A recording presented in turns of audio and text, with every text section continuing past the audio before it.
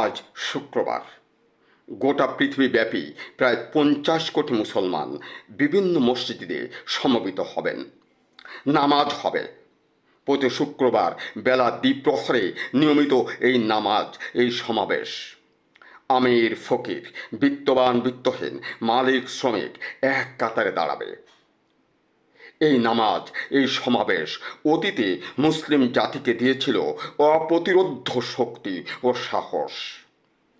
এই নামাজ, এই সমাবেশ আজও আনতে পারে দুনিয়ায় অশেষ কল্যাণ, ন্যায় প্রতিষ্ঠা, বৈষম্য নিরসন।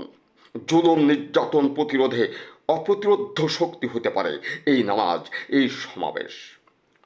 অন্য কোনো জাতি ধর্মে এভাবে প্রতি ওয়াক্তে এক কাতারে দাঁড়িয়ে এই সমাবেশ হতে দেখি না। মুসলিম জাতির রন্ধ্রে রন্ধ্রে এখন জুলুম, বৈষম্য, বিচারহীনতা, অনৈক্য। প্রতি ওয়াক্তে নামাজ হয়, এই সমাবেশ হয়, প্রতি শুক্রবার দারুণ একখানা বয়ান হয়, কিন্তু কোনো সিদ্ধান্ত হয় না, কোনো প্রতিকার হয় না। দুঃখ এখানেই। ধন্যবাদ সকলকে। আবার কথা হবে। সকলেই ভালো থাকুন।